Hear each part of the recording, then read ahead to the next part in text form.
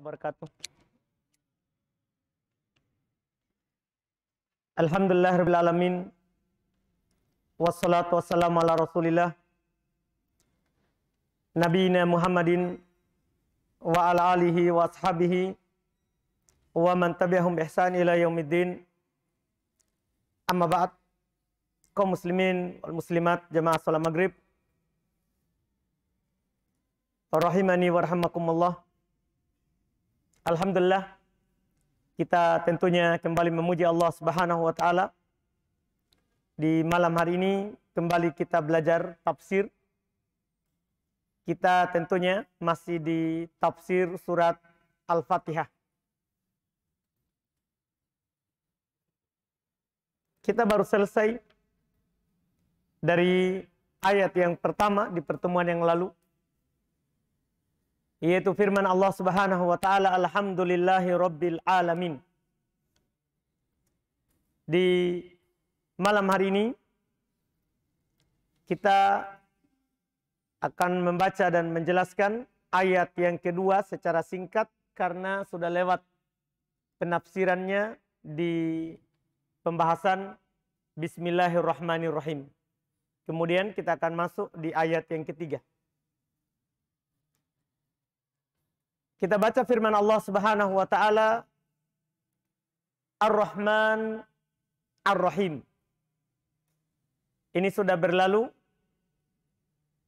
pembahasan di pembuka ayat di surah Al-Fatihah, yaitu di pembahasan Bismillahirrahmanirrahim. Kata beliau rahimahullah, itu kata Syekh Ibnu Utsaimin rahimahullahu ta'ala, qauluhu ta'ala, firman Allah Subhanahu wa ta'ala, Ar-Rahmani Ar-Rahim. Itu sebelumnya, setelah Allah Subhanahu wa ta'ala menyebutkan ayat pujian Alhamdulillahi Rabbil alamin. Sekarang Allah sebutkan dua nama dari nama Allah Subhanahu wa taala yang agung, yang kita sudah dapatkan maknanya sebelumnya, Ar-Rahman dan Ar-Rahim. Kata beliau, Ar-Rahman sifatun lil lafdzil jalalah. Ar-Rahman itu sifat untuk lafaz Allah. Kan ada disebutkan di ayat pertama. Alhamdulillahi. Segala puji hanya untuk Allah. Siapa Allah? Di ayat pertama dijawab, dia adalah Rabbil Alamin. Di ayat dijawab dengan jawaban yang kedua, dialah Ar-Rahmani. Allah adalah Ar-Rahman. Allah adalah Ar-Rahman. Ar-Rahman sifat dari sifat Allah Subhanahu wa taala. Dia yang memiliki rahmat yang sangat luas. War-Rahim sifatun ukhra. Rahim sifat yang lain lagi. Jadi dia Allah Rabbul Alamin. Dia Allah Ar-Rahman. Dia Allah Ar-Rahim. Yang memiliki kasih sayang, rahmat yang khusus untuk orang beriman saja. Karena kata Rahim itu tidak datang di dalam Al-Quran kecuali terhadap orang-orang yang beriman. Seperti firman Allah Subhanahu wa taala, wa kana bil mu'minina rahima. Adalah Allah Subhanahu wa taala sangat rahim terhadap orang-orang yang beriman. Ini rahmat khusus. Sifat yang lain dari sifat Allah Subhanahu wa taala. Makanya kata beliau, Ar-Rahman huwa dzur-rahmatil wasi'ah. Ar-Rahman, dialah Allah yang memiliki rahmat yang luas. Kita sudah sampaikan di pembahasan Bismillahirrahmanirrahim bahwa Nabi Shallallahu Alaihi Wasallam bersabda, Allah memiliki berapa rahmat? Bagi yang pernah dengar di awal pembahasan Bismillahirrahmanirrahim, Allah memiliki 100 rahmat. 99 dia simpan di sisinya. Kemudian 1 rahmat diturunkan ke kita makhluknya. Semua orang yang memiliki sifat rahmat, kasih sayang terhadap sesama, itu adalah pengaruh dari 1 rahmat yang Allah turunkan kepadanya. Seorang ayah sayang kepada anaknya. Seorang ibu sayang kepada anaknya. Anak demikian pula sebaliknya. Dia sayang kepada orang tuanya. Bahkan disebutkan oleh Nabi SAW, hewan, binatang buas, dia akan mengangkat kakinya tidak menginjak anaknya.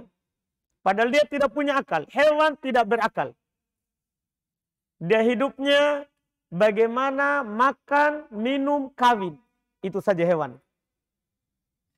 Itu saja pikirannya. Bagaimana dia makan, bagaimana dia bisa minum, dan bagaimana dia bisa kawin. Hewan. Tidak punya akal. Makanya dia tidak dibebani syariat. Hewan tidak dibebani untuk sholat, puasa, zakat, haji, enggak. Kan dia tidak punya akal. Karena syarat untuk menerima syariat itu harus punya akal. Manusia saja yang punya akal. Ketika hilang akalnya, itu tidak ada kewajiban baginya. Ada orang gila. Tidak wajib baginya hal-hal yang wajib terhadap orang yang normal. Atau ada orang pingsan. Saat dia pingsan, tidak wajib. Baginya kewajiban dalam syariat yang diwajibkan kepada orang yang tidak pingsan. Orang yang tidur, itu tidak dibebani syariat. Banyak contohnya dalam fikih. Ada orang tidur, dia talak istrinya. Ngigo. Tiba-tiba dia bangun-bangun. Saya talak kamu, saya talak 3. Setelah itu, tidur lagi. Sangga talaknya. Tidak, ini ngigo. Hilang akalnya. Itu tidak dianggap dalam syariat. Itu manusia saja yang berakal begitu. Hewan, bersamaan dengan dia tidak punya akal. Terus hewan buas lagi.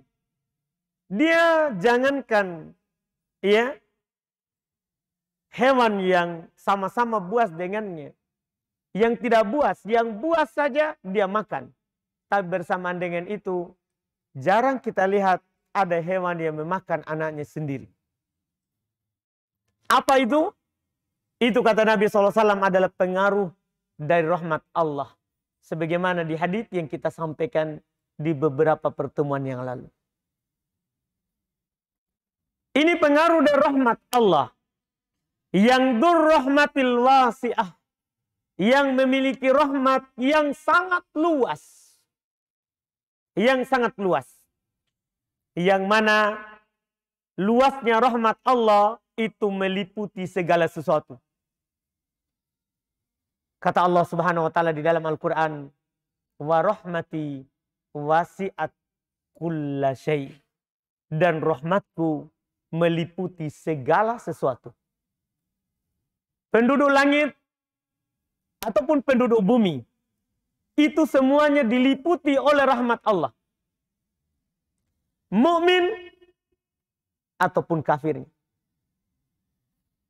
Bahkan ada dalil khusus bagi orang yang duduk berkumpul belajar Quran. Itu Allah Subhanahu wa taala akan meliputinya dengan rahmat. Sebagaimana hadits yang terkenal mungkin sering kita dengar. Ketika kita belajar Quran atau ada yang mengajarkan kepada kita Quran, itu sering menyebutkan hadis ini. Itu sabda Nabi SAW dalam hadis yang diriwayatkan oleh Imam Muslim dari Abu Hurairah radhiyallahu taala anhu, "Majtama'a qaumun fi baitin min buyutillah." Tidaklah sekelompok orang berkumpul, bermajelis di dalam rumah dari rumah Allah. Maksudnya masjid. Yatluna kitaballahi wa yatadarasunahu bainahum. Mereka membaca kitab Allah. Dan mereka saling mengajarkan di antara sesama mereka. Ada yang mengajarkan dan ada yang belajar. Apa yang didapatkan? Kata Allah, kata Nabi SAW, illa nazalat alaihimus sakinah wa ghasyiyatuhumur rahmah. Kecuali akan turun kepada mereka ketenangan. Dan rahmat Allah akan selalu meliputi mereka. Orang yang berada di majelis, kenapa kita bisa tenang? Ketika masuk masjid. Iya. Karena mereka adalah diliputi oleh rahmat Allah. Itu jawabannya. Karena Nabi yang mengatakan. Diliputi oleh rahmat Allah yang luas. Yang luas. War-Rahim huwa dzur-rahmatil wasilah. Sementara Ar-Rahim, dia adalah yang memiliki rahmat yang sampai kepada hamba-hambanya yang dipilih. Memiliki rahmat yang sampai kepada hamba-hambanya yang dipilih. Far-Rahman wasfuh. Maka Rahman itu sifat Allah. War-Rahim fi'luh. Sementara Rahim itu adalah perbuatan Allah. Allah maha merahmati. Dan Allah merahmati hambanya. Karena Allah maha rahmat, maha menyayangi, maka dia pasti menyayangi hambanya. Itu maksudnya. Allah memiliki rahmat. Bersifat dengan sifat menyayangi. Dan Allah memiliki perbuatan yang namanya menyayangi hambanya. Zatnya Allah Subhanahu wa taala Maha Rahman. Dan sifatnya Allah Subhanahu wa taala adalah merahmati siapa yang Dia kehendaki. Merahmati siapa yang Dia kehendaki. Ini kalau digandengkan dua nama ini. Rahman yang memiliki rahmat yang luas yang ada di sisinya. Rahim yang memiliki rahmat yang sampai kepada hambanya. Ini kalau dikumpulkan. Makanya kata beliau rahmatullah, walau annahu ji'a birrahman wahdahu. Seandainya hanya disebutkan kata Rahman saja. Tidak dua seperti ini ayat. Ini yang paling sempurna ini. Disebutkan langsung dua. Rahman, Rahim. Memiliki rahmat yang luas. Dan sampai rahmatnya itu ke hamba. Itu kalau digabungkan. Kalau seandainya disebutkan sendiri. Disebutkan sendiri. Tidak digandengkan dengan Ar-Rahim. Awi bir-Rahim wahdah. Atau Rahim saja. Tidak ada Rahmannya. La syamulal wasfu wal fi'lu. Maka itu akan mencakup sifat dan perbuatan Allah. Mencakup sifat dan perbuatan Allah. Lakin idak turina fussirar rahmanu bil wasf war rahim bil fi'il. Akan tetapi kalau digandengkan maka ditafsirkan Ar-Rahman dengan sifat Allah. Sementara Ar-Rahim dengan perbuatan Allah. Ini tafsir dari Ar-Rahman Ar-Rahim. Kata beliau, min fawaidil ayah. Ayat ini ada faedahnya. Pendek sekali, isinya cuma dua kata. Ayat kedua di dalam surah Al-Fatihah. Ar-Rahman Ar-Rahim. Dua kata. Dua kata ini banyak faedahnya. Di antaranya kata beliau rahmahullah, itsbatu hadainil ismainil karimain. Pertama, tetapnya dua nama yang mulia ini. Artinya kalau kita dengar ini ayat, kita langsung memahami dan menetapkan berarti Allah punya nama. Di antara nama Allah Ar-Rahman, Ar-Rahim. Ini masuk dalam 99 nama. Yang kalau kita hafal, kita dijamin surga. Ini di surah Al-Fatihah ini, kita sudah dapat Allah. Kemudian Rob.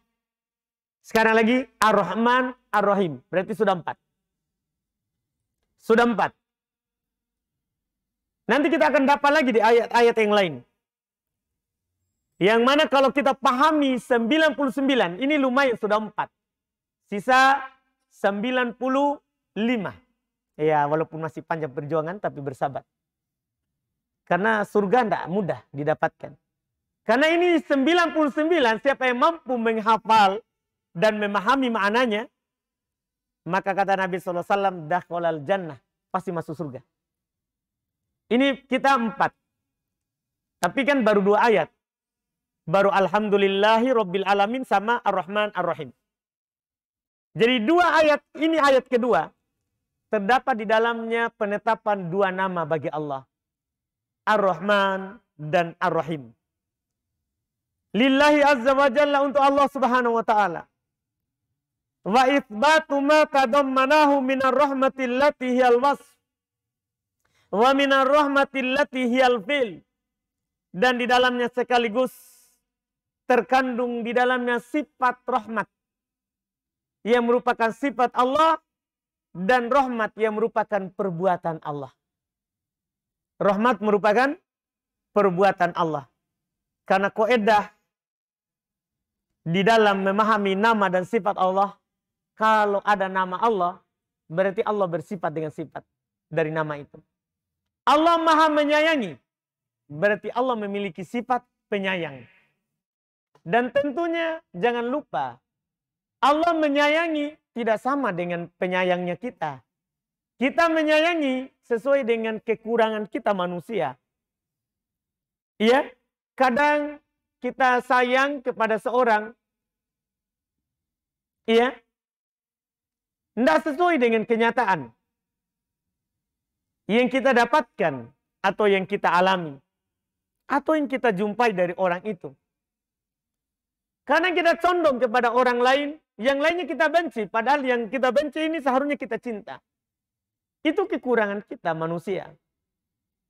Kalau Allah subhanahu wa ta'ala tentunya memiliki sifat rahmat sesuai dengan keagungan dan kemuliaan Allah.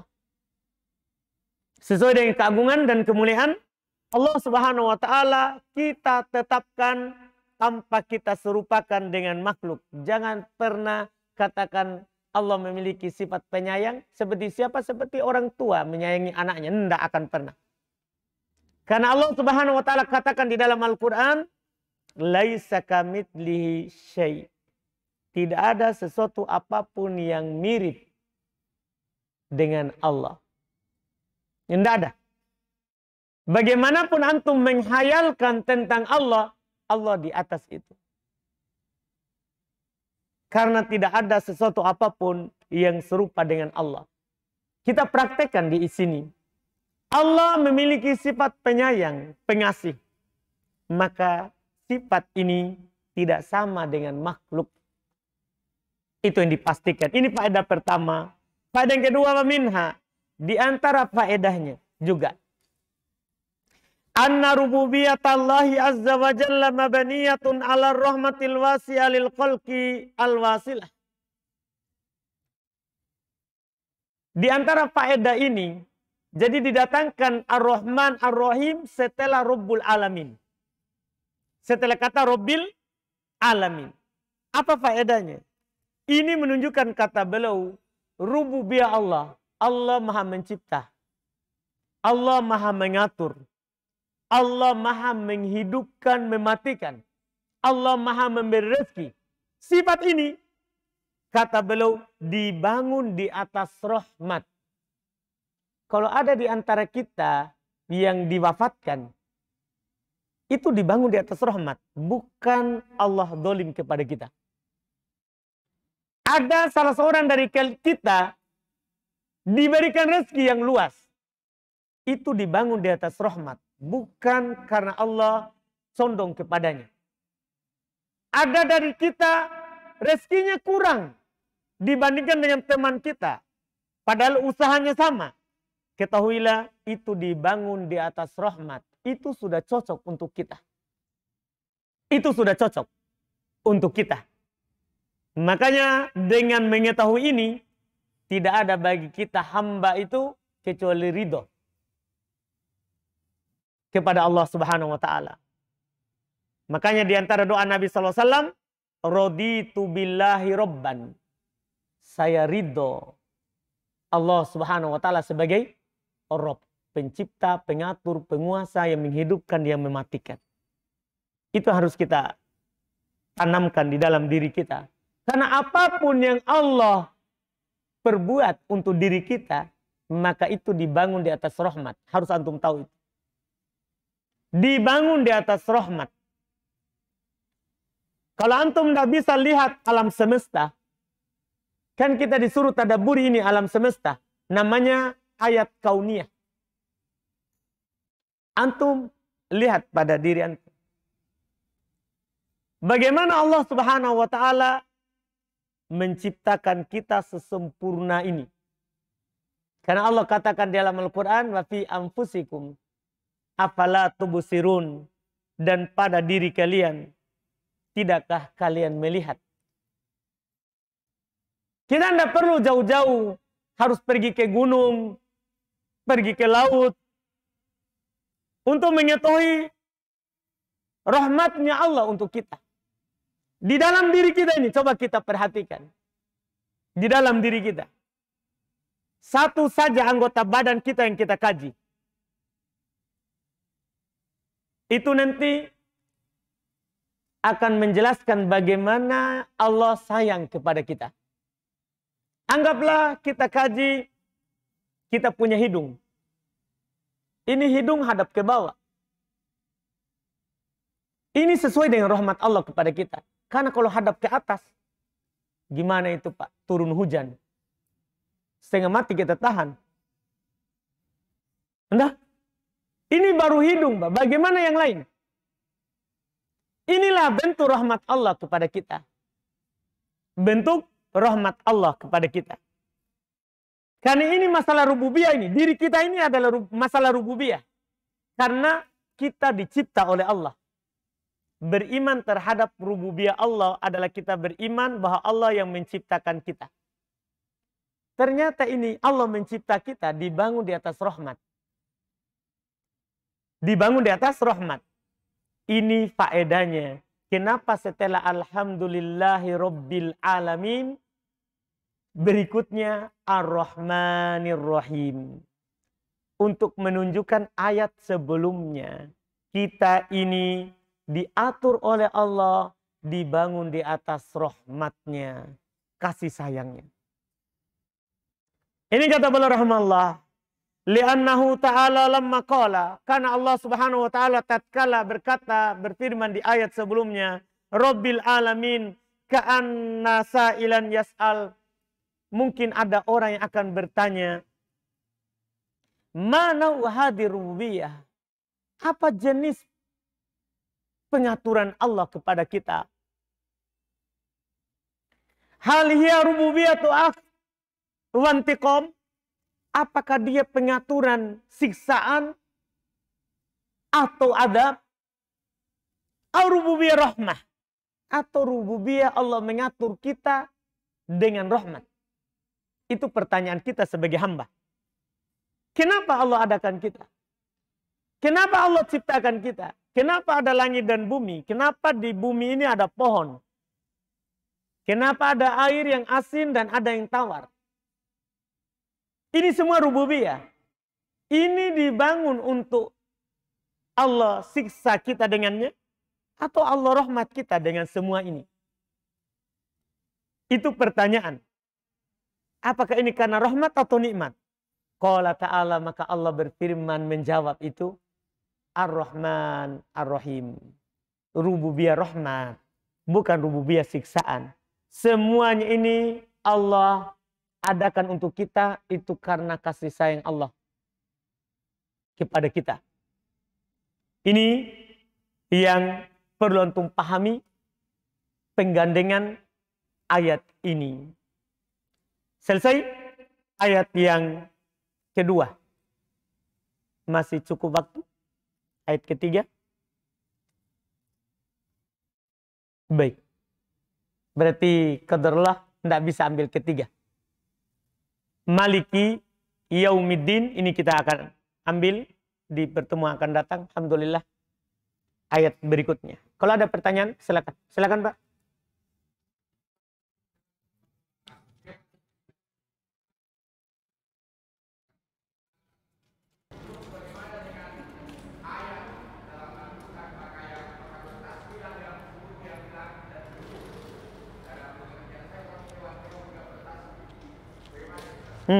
Baik. Ada pertanyaan, Masya Allah. Tadi kan Anda nyatakan bahwa hewan itu kan tidak dibebani syariat.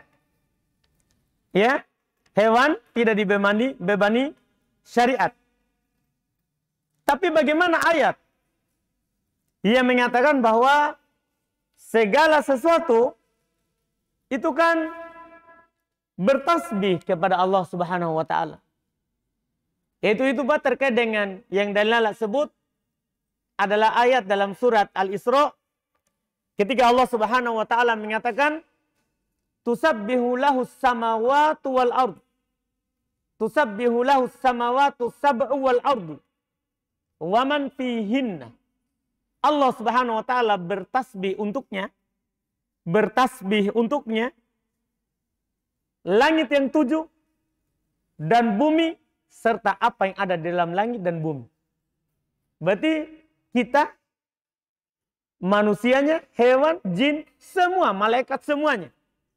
Itu kata Allah Subhanahu wa taala.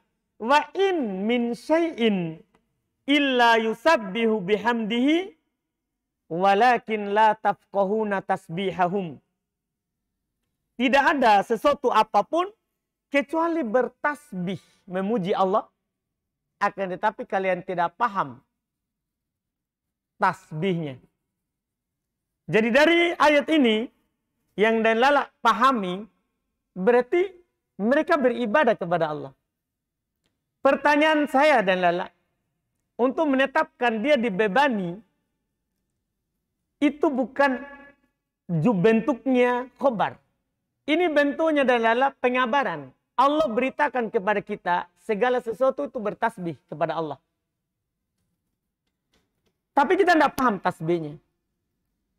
Beban syariat itu adalah maksudnya adalah perintah atau larangan. Bukan hanya sekedar pengabaran. Ada enggak perintah yang ditujukan kepada selain jin dan manusia untuk beribadah kepada Allah? Itu pertanyaannya. Tidak ada. Beban itu maksudnya perintah dan larangan. Yang diperintah, yang dilarang siapa? Manusia dan jin. Lihat perintah pertama di dalam Al-Quran. Siapa yang diseru? Ya ayuhan nasu u'budu. Perintah itu, perintah pertama di Quran. Tidak ada perintah lain sebelumnya. Ya ayuhan nasu, wahai sekalian manusia. U'budu robbakum.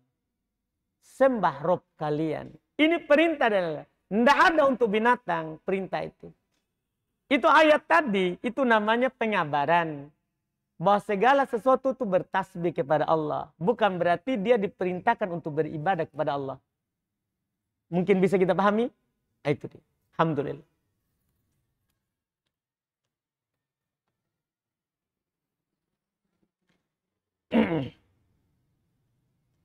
Ini ada pertanyaan lewat kertas. Apabila sutra kita, sutra itu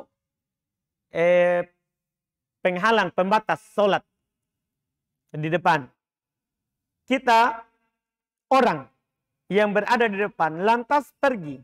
Apakah kita jalan ke depan untuk mencari sutra? Tidak. Karena mencari sutra itu sama syariatnya berwudu. Dia dilakukan sebelum sholat. Adapun di dalam sholat tidak disyariatkan untuk kita mencarinya. Jadi kalau sudah jalan, lewat. Tidak diwajibkan untuk kita jalan. mencarinya. Tidak diwajibkan untuk kita jalan dan mencarinya. Itu wallahualam. Dan orang yang lewat, boleh lewat di depannya. Bukan yang depan kita yang bisa dihalangi. Boleh lewat di depan sana yang dia tidak dapat halangi. Karena ini dia sudah ya pergi sutronya. Dan sutronya tadi adalah di depannya. Sekadar ada yang mengatakan 3 hasta diukur antara seorang dengan sutronya. Ada yang mengatakan yang penting sejarak dengan kedua tangannya. Itu antara dia dan antara sutronya. Kalau pergi maka tidak dianjurkan untuk jalan. Tidak dianjurkan untuk jalan.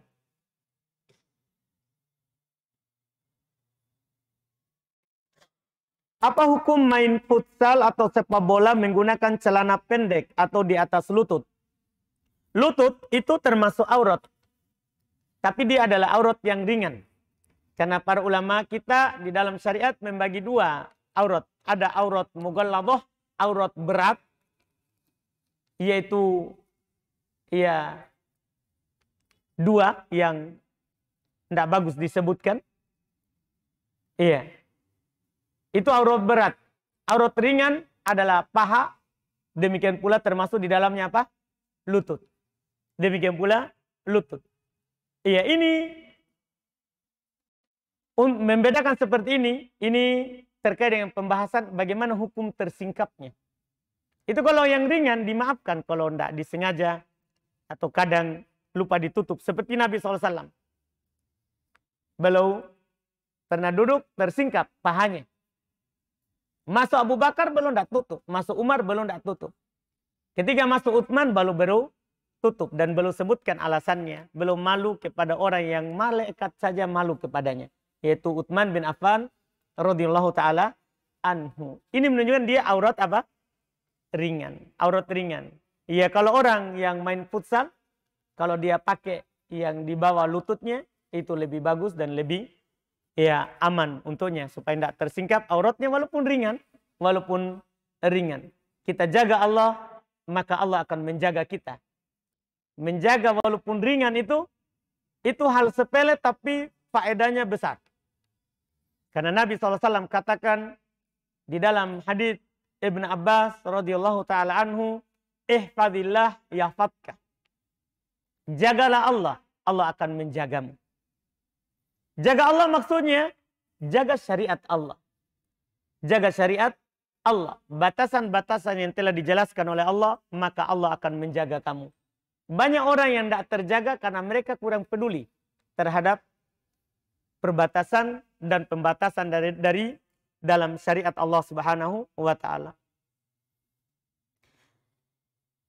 Apakah menikahi sepupu hukumnya haram atau tidak, Ustaz? Tidak. Sepupu kan bukan mahram. Sepupu itu bukan mahram kita. Kecuali sepupu kita ini juga menyusui di ibu kita. Atau kita menyusui waktu kecil di ibunya dia. Maka ini mahram karena persusuan namanya. Adapun kalau tidak saling menyusui waktu kecil. Tidak saling menyusui waktu kecil antara orang tua ini. Maka sepupu bukan mahram kita. Boleh kita nikahi. Boleh kita nikahi. Wallahu alam.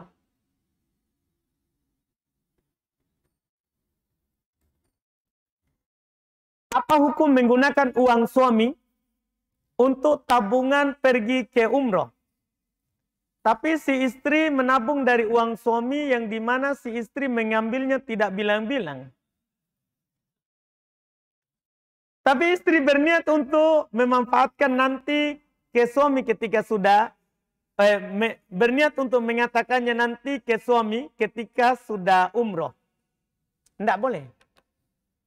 Kecuali kalau suami tak pelit. Tidak kasih kita uang belanja. Maka boleh kita ambil sembunyi-sembunyi dari dompetnya. Tapi sesuai dengan uruf. Berapa kebiasaan orang yang kehidupannya semisal dengan kita uang belanjanya.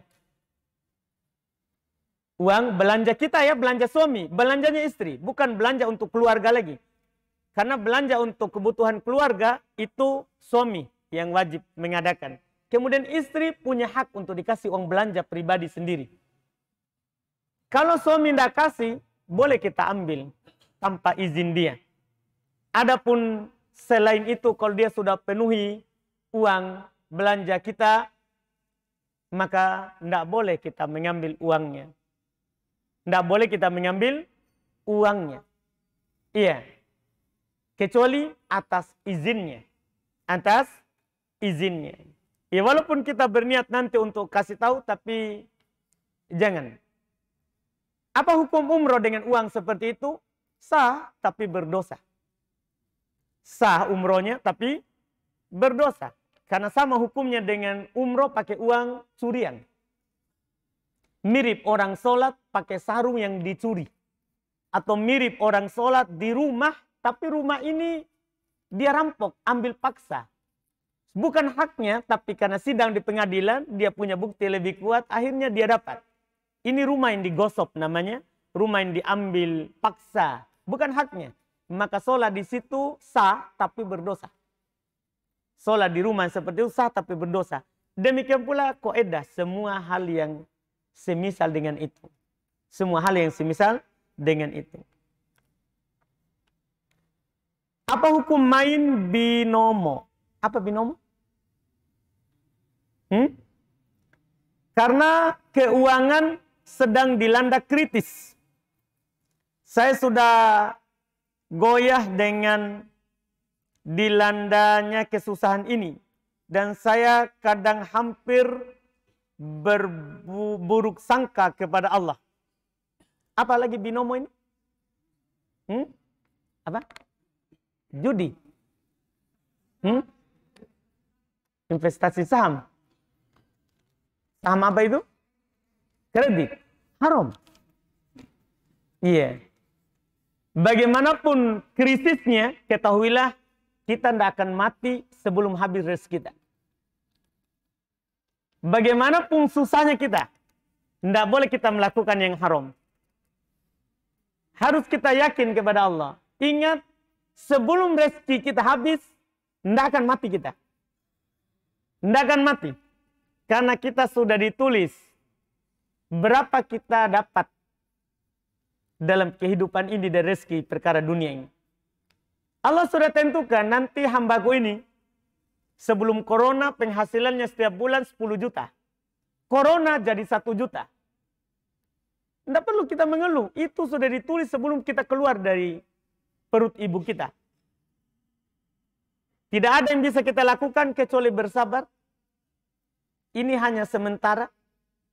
Sesusah apapun kita, maka masih ada yang lebih susah dari kita. Mungkin kita hanya kurang uang, tapi rumah ada, kendaraan ada. Di sana banyak orang sudah kurang uang karena keadaan sekarang ini. Rumah tidak punya, kontrakan. Iya, jadi kontraktor. Tapi maksudnya kontrak rumah. Setiap bulan dia susah memikirkan. Harus kita lihat ke bawah. Kita lihat ke bawah. Jelas tidak boleh kita masuk yang haram gara-gara alasan seperti itu. Tidak dibolehkan. Habis? Baik.